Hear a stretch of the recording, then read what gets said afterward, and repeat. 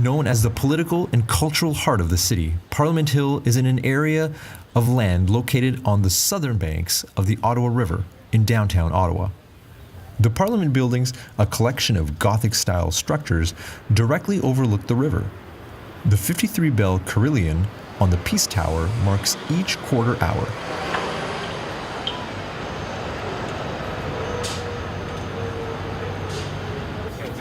In the early morning, excitement could be felt as members of the Jamaat waited for Huzur's arrival at Parliament Hill. Arriving at around 10:30 a.m., Huzur was welcomed by Judy Sugro, Member of Parliament for Liberals, the ruling party of Canada. Even the sun is shining for your visit today.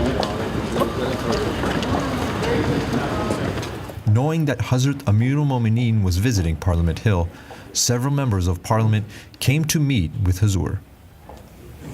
We're going to frame it. It's a great honor. MP Kamal Khera and Ramesh Sangar from Brampton, where the community is growing. It's an honor to see you again, sir. Good to see you. Thank you very much for gracing our country with your presence. Thank you.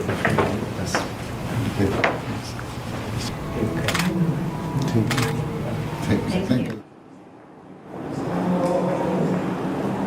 Hazrat Amirul Momineen led Zohar and Asr prayers within one of the halls in the Parliament building.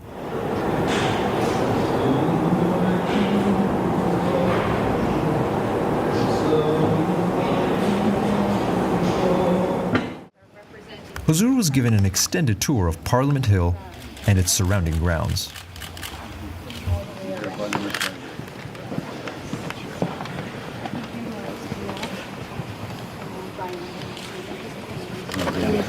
Different countries. A lot of information so that when researchers in the Library of Parliament.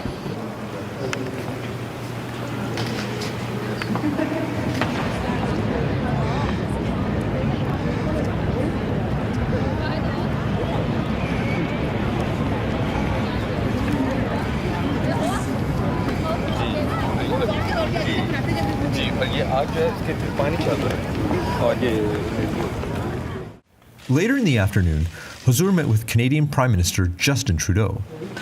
Pleasure to welcome His Holiness to Ottawa. The last time we met was a number of years ago, and I didn't yet occupy this office, but we had wonderful conversations, as we will this time, about the Ahmadi community and the challenges they face and the opportunities to work together on promoting love for all and hatred for none.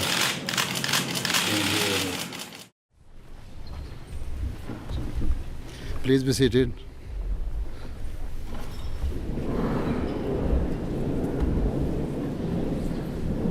Assalamu alaikum. With your permission, we will begin with the translation, with the recitation of the Holy Quran by Sheikh Abdul Hadi Saab.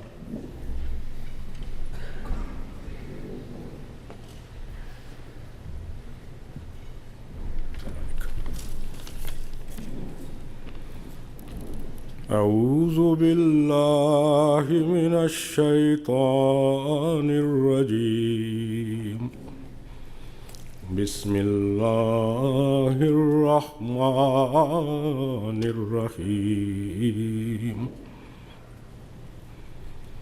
إن الله يأمر بالعدل والإحسان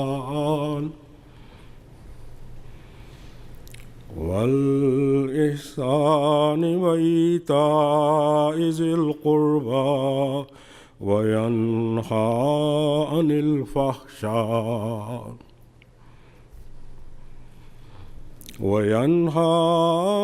الفحشاء والمنكر والبغي يعظكم لعلكم تذكرون وأوفوا بعهد الله إذا عاهدتم ولا تنقضوا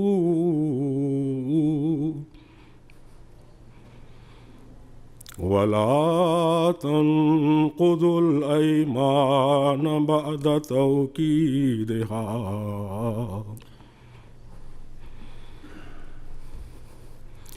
ولا تنقضوا الأيمان بعد توكيدها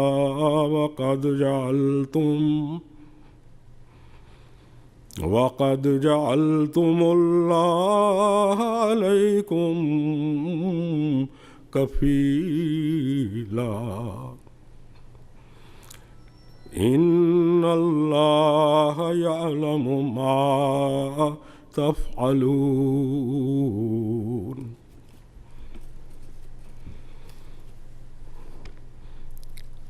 I have recited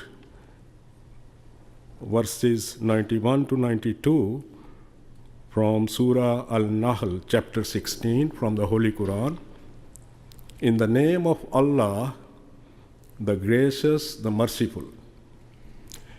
Verily, Allah requires you to abide by justice and to treat with grace and give like the giving of kin to kin, and forbids indecency and manifest evil and transgression. He admonishes you that you may take heed and fulfill the covenant of Allah when you have made, and break not the oaths after making them firm, while you have made Allah your surety. Certainly, Allah knows what you do. Jazakumullah.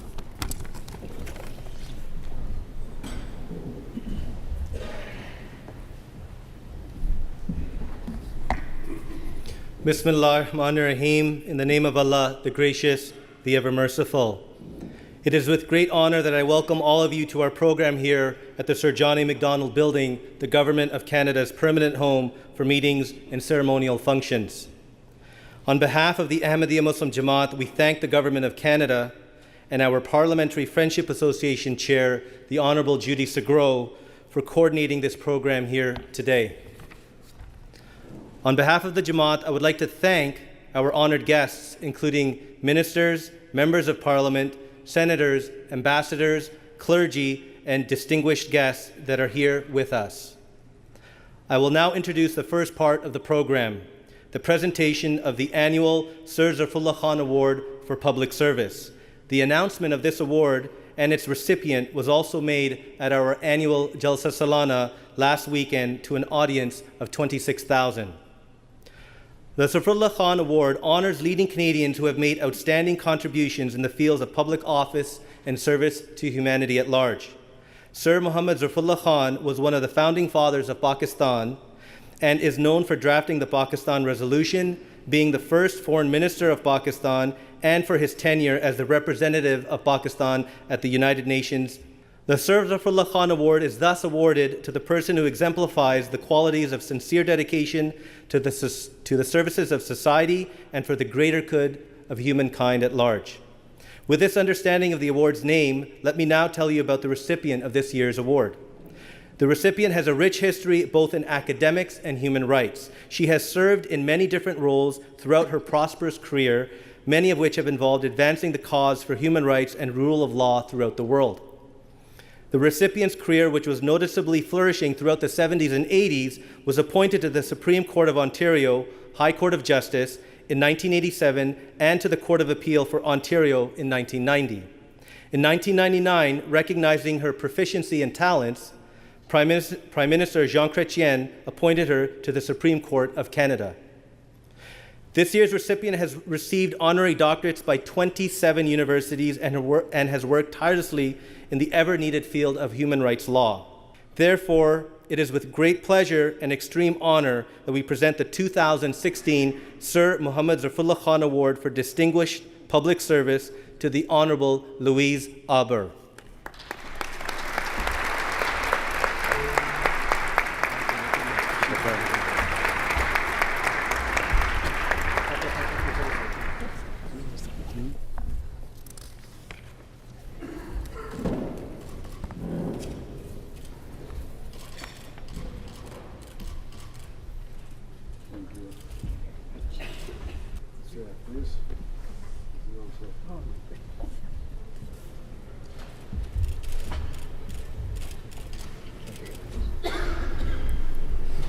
Your Holiness, Excellencies, distinguished guests, ladies and gentlemen, I'll just say a few words to convey to you how deeply honored I am to receive this very prestigious award named after a great jurist, lawyer, judge, and a great diplomat. I'm particularly honored to be associated with his name since he was a chief judge and president of the International Court of Justice, where I currently serve as an ad hoc member of the court. I also want to stress to you that I first came aware of the great work of the Ahmadiyya community when I was the United Nations High Commissioner for Human Rights. I met a delegation from that community when I was based in Geneva, and I have continued to be deeply impressed by the promotion of the culture of peace that this community has stood for and stands for in this very troubled world.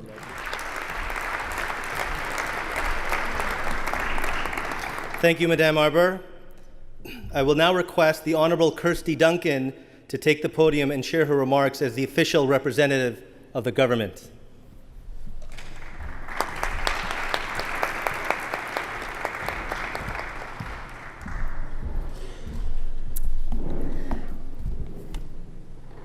Members of His Holiness, members of Parliament, senators, excellencies, distinguished guests, friends, good evening and welcome.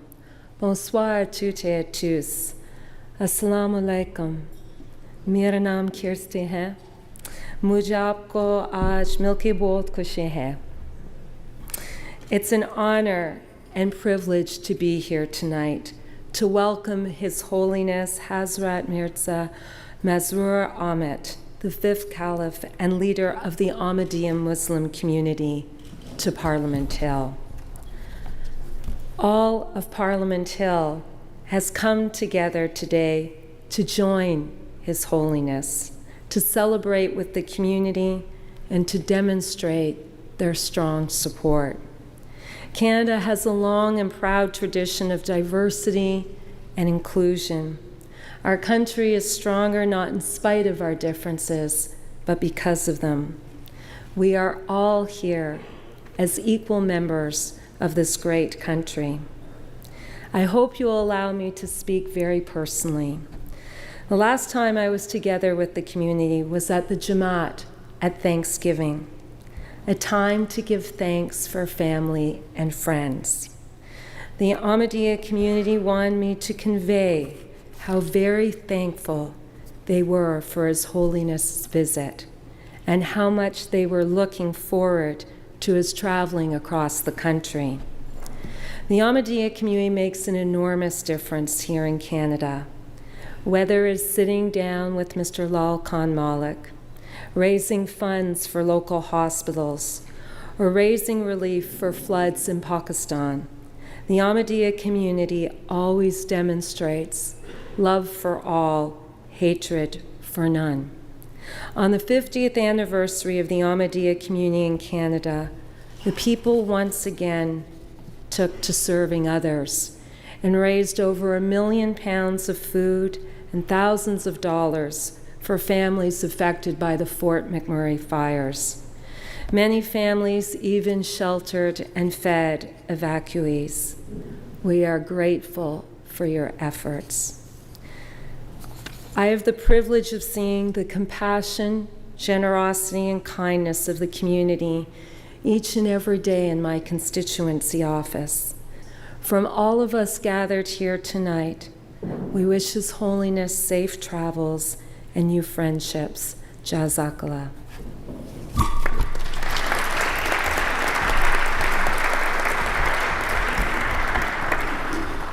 Our next guest is from the United States.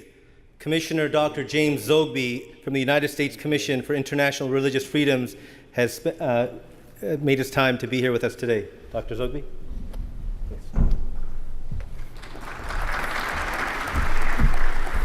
Thank you, Your Holiness, On behalf of the U.S. Commission on International Religious Freedom, I'm honored to be with you tonight. The Commission has a long record of working with your community, and what has always impressed us about the Ahmadi community is how, despite being all too often victims of persecution, you remain champions for the rights of others who are being persecuted. In a world where intolerance seems to be increasing, the Ahmadiyya remain strong advocates of tolerance and goodwill. We believe, like you, that the right to proclaim and to practice one's religion peacefully and according to one's conscience is a basic human right that must be respected and never abridged by governments or by non-state actors. By saying, Your Holiness and my Canadian friends, I want to commend you for your humanity, your courage in standing for values to which we must all aspire, the right to live as free men and women, caring for each other, respecting each other, looking to those who are most vulnerable in our midst, and defending their rights to believe and to practice their faith and traditions as they see fit. Thank you.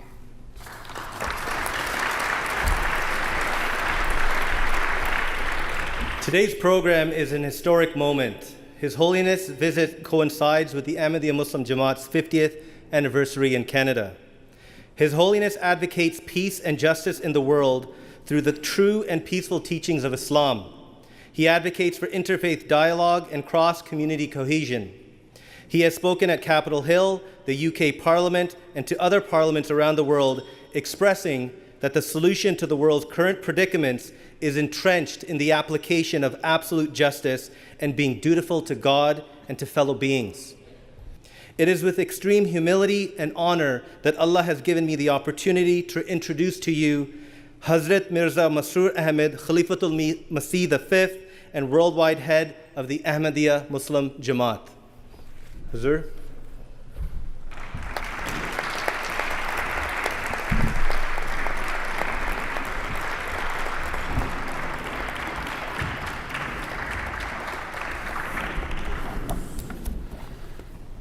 Bismillahir Rahmanir Rahim. In the name of Allah, the gracious, ever merciful. All the distinguished guests, Assalamu alaikum wa rahmatullahi wa barakatuhu. Peace and blessing of Allah be upon you all.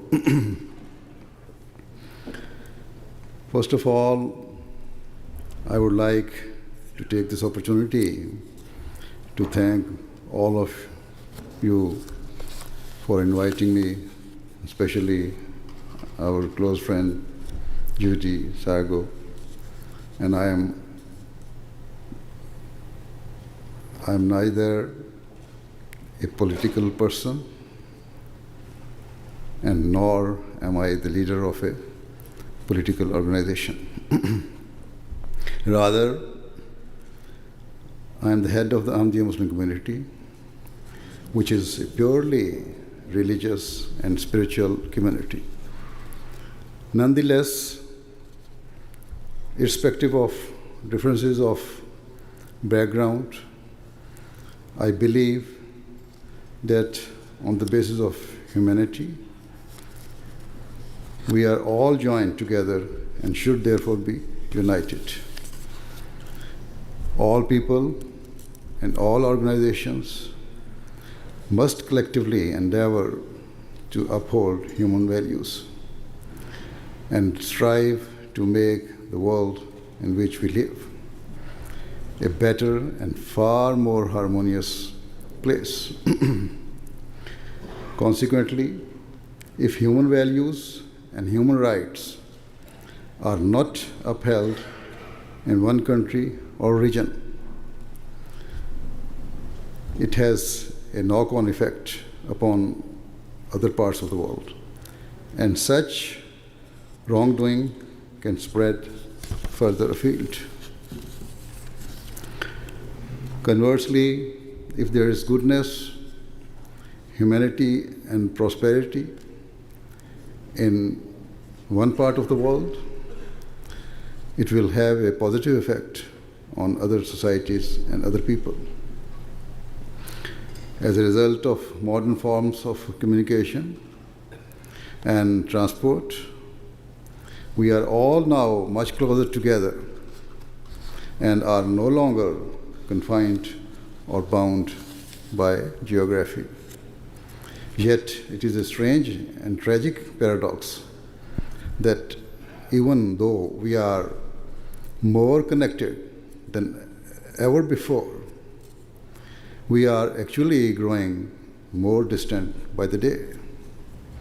It is extremely regrettable and a source of grief that instead of uniting and spreading love amongst mankind, the world has paid far greater heed towards spreading hatred, cruelty, and injustice.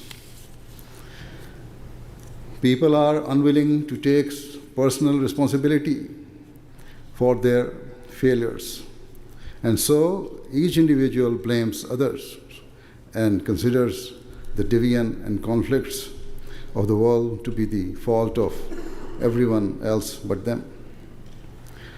Consequently, we are passing through a time of great uncertainty, and no one can truly comprehend what the consequences of our actions will be, both in the short term and in the long term. In this age, when the fear of Islam is on the increase in much of the world, let me reassure all of you that Islam is not what you commonly see or hear portrayed in the media.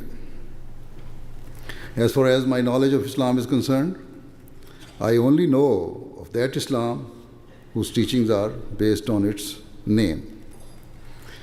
The literal meaning of the word Islam is peace, love, and harmony.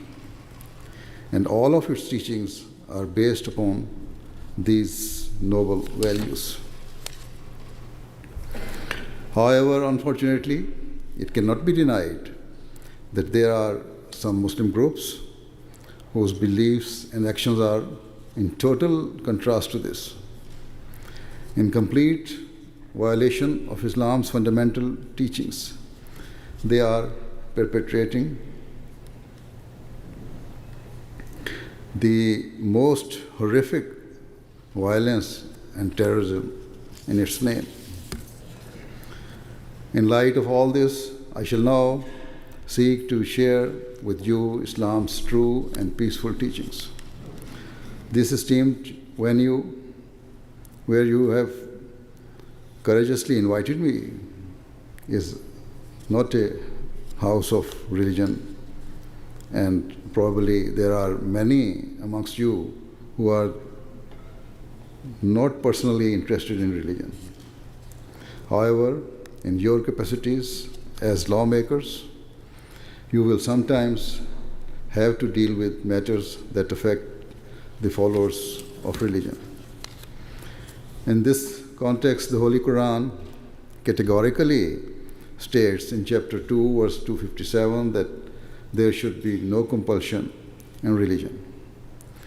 What a clear, comprehensive, and unequivocal statement that enshrines freedom of thought, freedom of religion, and freedom of conscience. Thus, my belief and my teaching is that every person in every village, town, city, or country has the undisputed right to choose his or her religion and to practice it. Furthermore, every individual has the right to peacefully preach and propagate his or her teaching to others. These freedoms ought to be guaranteed as basic human rights, and so legislative assemblies or governments should not unduly involve themselves in such matters. Otherwise, there is a risk that their intrusion could be viewed as a source of provocation and lead to frustration and resentment. Sadly, in today's world, we are seeing how Muslim governments are themselves interfering in such personal matters, and this is a root cause of the instability and conflicts in those countries. The only beneficiaries are extremist religious clerics and militants who are taking advantage of the frustrations of people by promoting barbaric violence and senseless conflict. However, it cannot be said that Western governments who claim to be truly democratic are entirely innocent or blameless. Rather, in the West, we also see that sometimes laws or rules are enacted that are in conflict with Western claims of being beacons of universal religious freedom and tolerance. Laws are occasionally created that contradict the view that every person in the Western world is free to believe whatever he or she desires and to have the liberty to live peacefully according to his or her faith. It is not wise for governments or parliaments to place restrictions on the basic religious practices or beliefs of people. For example, governments should not concern themselves with what type of clothing a woman chooses to wear. They should not issue decrees stating what a place of worship should look like. If they overreach in this way, it will be a means of restlessness and heightening frustrations amongst their people. Such grievances will continue to exacerbate if they are not checked and ultimately will threaten the peace of society. Of course, I am not advocating that people with extremist views should be tolerated or free to pursue their beliefs. Wherever and whenever someone uses his religion to justify cruelty and injustice, or to usurp the rights of others, or to act against the state, or in a way that affects the security of the nation, it is certainly the responsibility of the government and authorities to firmly stop such evil practices. In such circumstances, it is entirely justified and proper for the government, parliamentarians, and other relevant authorities to ensure that such people are rooted out and punished in accordance with the law of the land. Nonetheless, in my view, what is wrong is for the state to needlessly interfere with peacefully held religious beliefs and practices. The Islam that we know and practice teaches that the love of your country is an essential part of your faith as a Muslim. According to Islam, a person's country is the one in which he lives and from which he derives benefit. And when such a teaching is ingrained in a Muslim's heart and mind, it is impossible for him to think ill or to desire any harm to his country. Furthermore, Islam teaches that not only should the law of the land punish anyone who acts against his country, but also that such people will surely enter the court of God Almighty and be held accountable by Him for their misdeeds, and disloyalty. Hence, there is no need to fear a true Muslim. And there is no need for the government to enact laws that infringe upon relatively small religious issues or practices, which neither cause harm or danger to the members of the public or to the state. To legislate on such matters can only be described as an unnecessary interference and an invasion of those freedoms that the West claims to champion. That is the right of each person to live with liberty and personal autonomy. Undoubtedly, such unjust interventions cannot have any positive effect, that can only lead to frustration, restlessness, and discord. It is the task of the government and the parliamentarians as guardians of their nations to legislate in a way that gives rights to their citizens rather than take their rights away.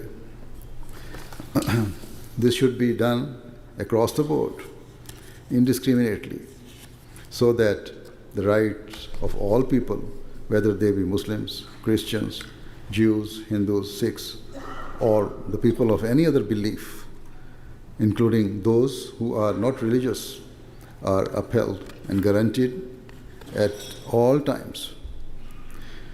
As I have already said, it is a cause of deep sorrow that in both the Muslim world and also among some developed non-Muslim countries, certain policies have been made that undermine these core freedoms, which have in turn caused grievances amongst segments of the public.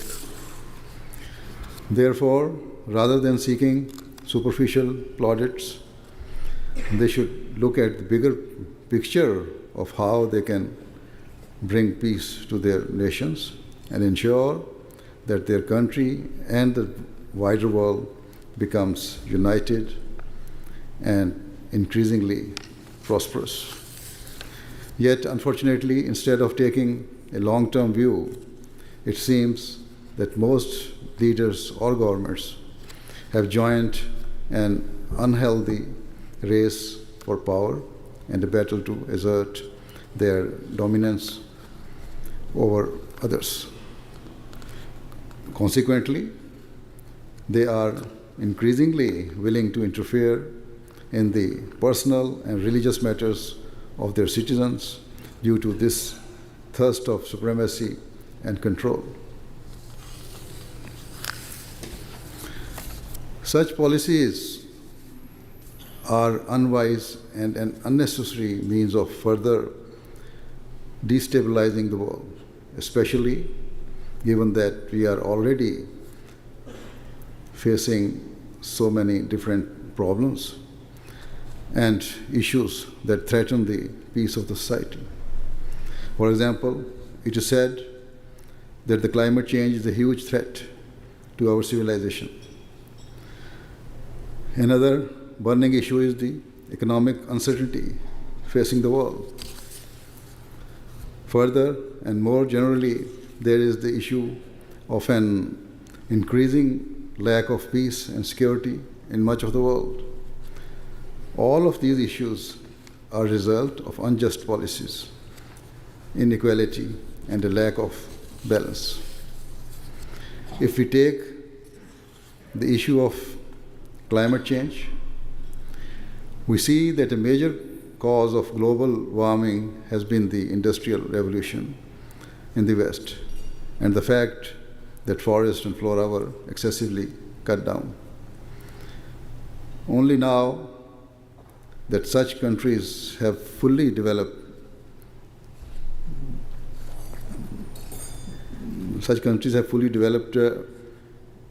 are they happy to call for a reduction in the carbon emission or other industrial restrictions.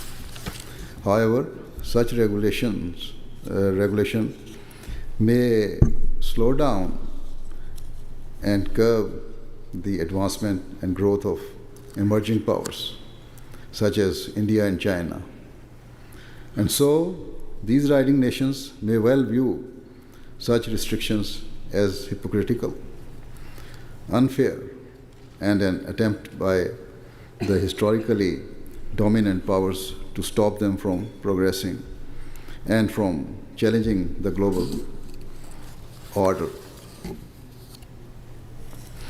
Thus, the issue of climate change is actually not only an environmental issue, but is also contributing to the world's lack of peace and increasing resentment between nations.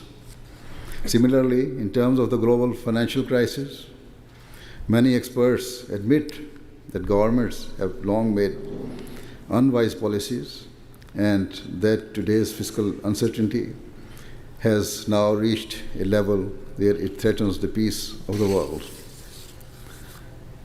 There are also many other factors that are contributing to the world's lack of peace, and regrettably, many are linked to self-serving and unjust policies that have been implemented by certain countries. Anyway, the ultimate result of the various risks and global threats is that the world is rapidly moving towards an unthinkable catastrophe. Due to the current instability, both the world's governments and the members of the public are becoming increasingly anxious and concerned. There are so many troubling issues, the world no longer knows which to prioritize. Should they focus first on the global warming and climate change? Or should they address the financial crisis? Or should they prioritize the fight against terrorism, warfare, and extremism? Or should they focus on the latest development in Syria, where Russia and the United States are openly opposing one another? Or the most recent is the direct conflict between USA and Yemen. Personally, it is my view that the most critical and pressing issue facing us is the lack of peace in the world. And it is a case of huge regret that the Muslim countries are the center of such instability and disorder, even though their religion has given them unparalleled teachings of how to establish and maintain peace. For example, in chapter 23, verse 9 of the Holy Quran, it is stated that the true Muslim is a person who fulfills any covenant or promises with which they have been entrusted. To be handed the keys to the government is a huge trust, and so we often see heads of state pledge to serve their nations faithfully and with absolute justice. Sadly, in many cases, such honorable pledge prove to be hollow words that are not acted upon. Whereas, if this Quranic teaching was followed, we would never see division or conflict between the public and their governments. Furthermore, in chapter 5, verse 9, the Holy Quran states that even if a person or nation has enmity with another, they should still treat them in an entirely fair and just manner, no matter the circumstances, because that is what Allah the Almighty desires. Yet today, rather than justice, we witness injustice at every level of society, both between people and nations. Such inequality and disregard for fairness is directly contributing to the world's lack of security. In chapter 49, verse 9 of the Holy Quran, it states that if two parties or nations are in a state of conflict, then their neighbors and allies should seek to bring about reconciliation. If peace cannot be established through dialogue, then other nations should unite against whosoever is perpetrating injustice and use force to stop them.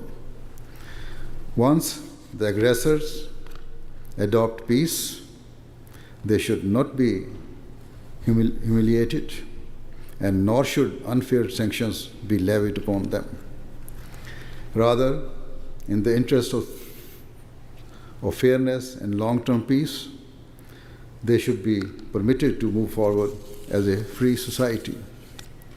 If we assess the current conflict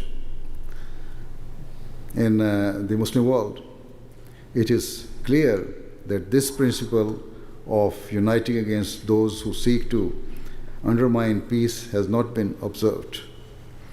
If the neighbor countries had sought to mediate impartially and put aside their own interests, the situation could have been contained long ago.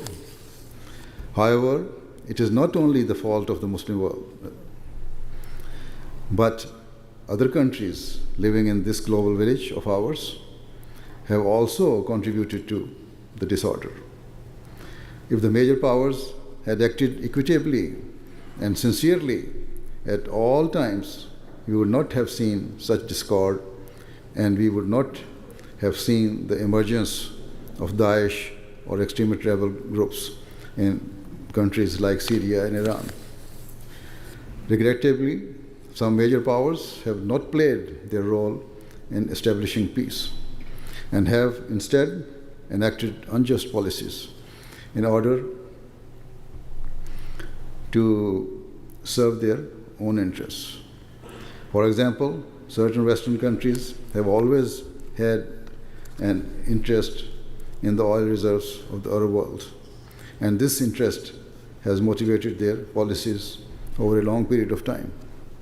Further, they have sold huge stocks of weapons to Muslim countries without considering the potential consequences. What I am saying is nothing new or concealed. Rather, it is well documented. For example, a report by Amnesty International published in December 2015 states that decades of reckless arms trading had contributed to the terrorism conducted by Daesh. It stated that the majority of the weapons being used by Daesh were originally produced in the United States and Russia. Furthermore, Patrick Wilkins, a researcher on arms control at Amnesty, concluded the report by stating, "The vast and varied weaponry being used by ISIS is a textbook case of how reckless arms trading fuels atrocities on a massive scale." Certainly, it is well known that Muslim countries do not have sophisticated arms factories that could produce the state-of-the-art weapons used in the Middle East. And so, the vast majority of artillery being used in the Muslim world is being imported from abroad. If the major powers cease to trade arms and ensure that the other supply lines of the warring governments, rebels, and terrorists were cut, such conflicts could be brought to a swift conclusion. For example, it is well known that Saudi Arabia is using weapons purchased from the West in its war in Yemen, in which thousands of innocent civilians, including women and children, are being killed. And so much destruction is being wrought. What will be the ultimate result of such arms trading? The people of Yemen, whose lives and futures are being destroyed, will not only bear hatred and seek revenge from Saudi Arabia, but will also bear hate towards Saudi's arms suppliers and the West in general. With no hope or future prospects left, and having witnessed the most horrific brutality, members of their youth will be prone to radicalization. And in this way, a new vicious cycle of terrorism and extremism will arise. Are such destructive and devastating consequences worth a few $billion? Thus, there is no longer only a risk to the Muslim countries who are at the epicenter of today's conflicts. Rather, the threat has spread much further afield, as we have already witnessed with the recent terrorist attacks in Paris, Brussels, and the United States. There have also been lower-level terrorist incidents here in Canada over the past couple of years, of which you will all be well aware. Furthermore, despite the fact that Canada lies thousands of miles away from the Arab world, still we find that Muslim youths have traveled from this country to join extremist groups in Syria and Iraq. Of great concern is the fact that, according to the Canadian government's own statistics, 20% of those who have gone to Syria or Iraq have been women, and this means they will not only have been radicalized themselves, but will also be indoctrinating and brainwashing their children. In order to tackle radicalization and extremism, we must also assess what are its causes and symptoms. Regrettably, most radicalized Muslims who are living in the West have no knowledge or even a basic understanding of Islam's teachings. Thus, their radicalization is a result of their personal frustration and not due to any ideological convictions or beliefs.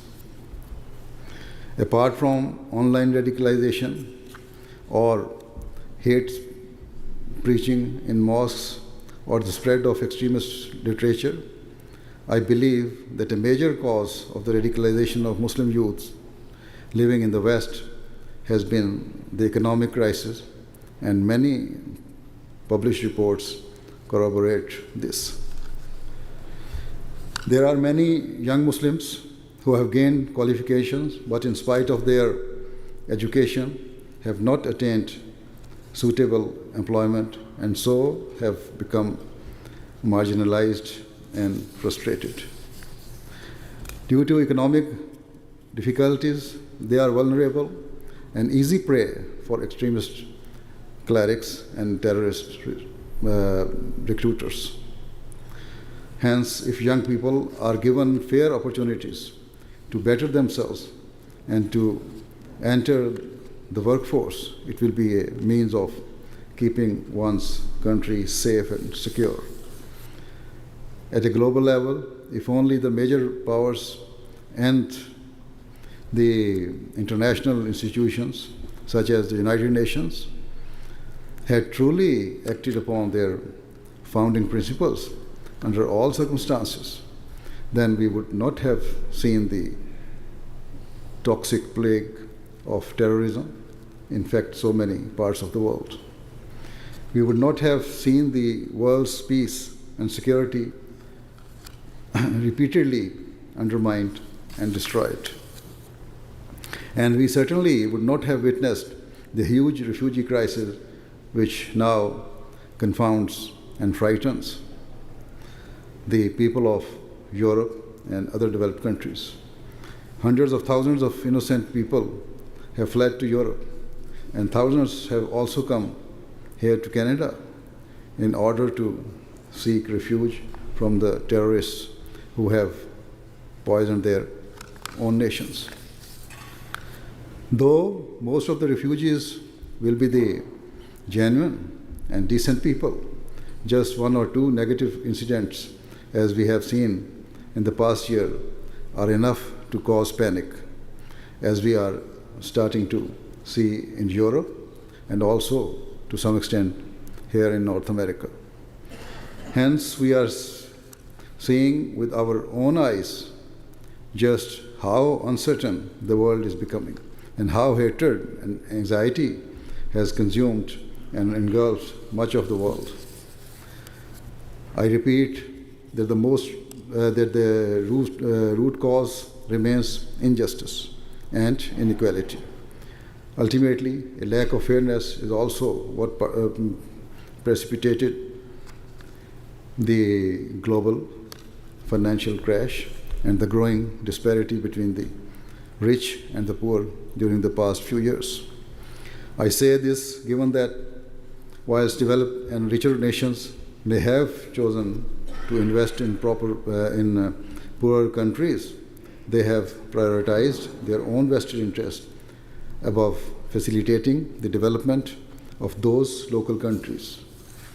Rather than exploitation and greed, the developed nations ought to have championed the rights of the weaker nations and sought their advancement. They ought to have sincerely helped the people of those poor nations stand upon their own 2 feet with dignity and honor. Yet, most regrettably, this has simply not happened. In chapter 20, verse 132 of the Holy Quran, it instructs that no one should cast covetous eyes upon the wealth or resources of others. If the entire world agreed upon this one principle, then the world's financial system would be fair and just. Capital would be distributed equitably, and nations would reap the rewards of their God-given wealth. We would see that the world's trading would be underpinned by a desire to fulfill the human rights of others, rather than to greedily acquire power and wealth and to fulfill personal interest at all costs. Another example of the world's injustice is reflected in the world's politics. In some countries, there are dictatorships or unjust governments, yet the major powers turn a blind eye to their cruelties because those governments happen to support them and facilitate the procurement of their interests. Yet, in countries where the leaders or governments do not bend to the whim of the major powers, they are quite happy to support rebel elements or to even demand regime change. In truth, there is no difference in the way the respective governments are treating their own people. The material difference is only that in some cases, the governments cooperate with the major powers, whilst in others they do not. In terms of the latter category, Western military policies have been devised to remove those governments, as in Iraq and Libya. And similarly, such attempts have been made in Syria over the past few years. Time has proved Canada's decision not to take part in the Iraq war as the right one. And I also agree with your government's decision to halt its airstrikes in Syria until the circumstances of that particular conflict and the means to resolve it become much clearer. At a broader level, the United Nations must also play its role in establishing peace in the world, unencumbered by politics, injustice, or favoritism. I hope and pray that Allah the Almighty enables the United Nations and the world governments to act in this way so that true and long-lasting peace may be established. The alternative does not bear thinking about, because if we continue as we are, then the world is charging madly towards a huge catastrophe in the shape of another world war. May Allah grant wisdom to the world's leaders and policymakers so that the world we leave behind for our children and future generation is a world of peace and prosperity, and not the crippled economy and malformed children. Ameen. At the end, I would like to once again thank you for inviting me here today. Thank you very much.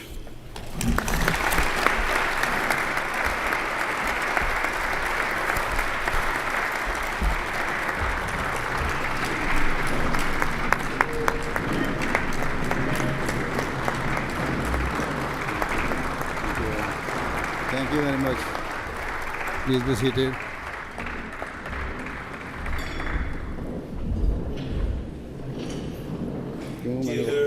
Our chair of the Ahmadiyya Friendship Association, Honorable Judy Segro, would like to make a presentation.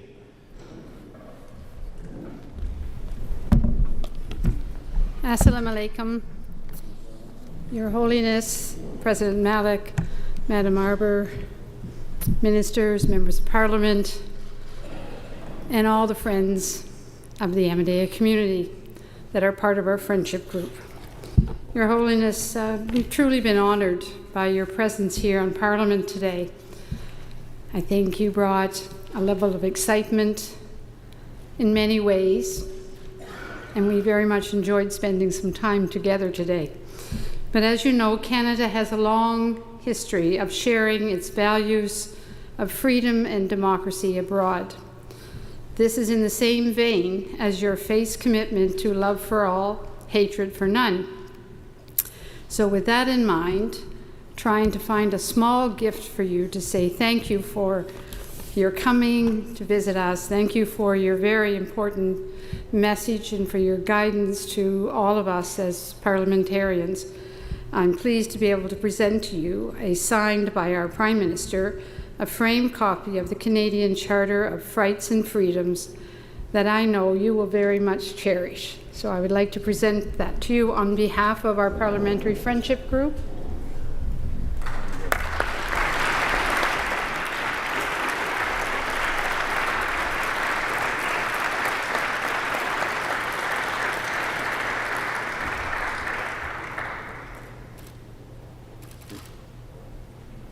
Thank you very much.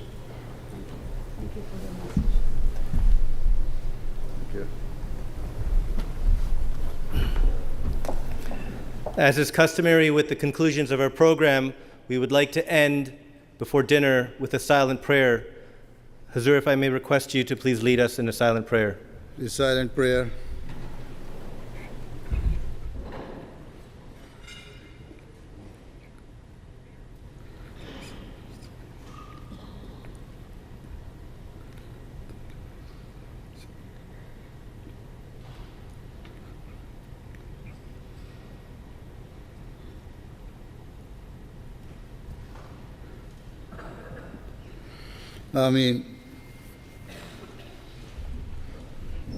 What I'm hearing from His Holiness is this message of peace and bringing people together in the respect of our religious belief, our freedom of expression, and in embracing those diversity all around the world. And I'm happy that he's going there to share those messages to all of us.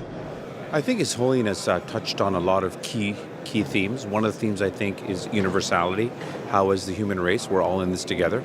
He also touched on some of the challenges that the religion is facing around the world, but more importantly, how important it is to remain steadfast in our approach towards peace. I think it's frankly, the only sane message that's out there at all. When you talk about the simple 6 words, love for all, hatred for none.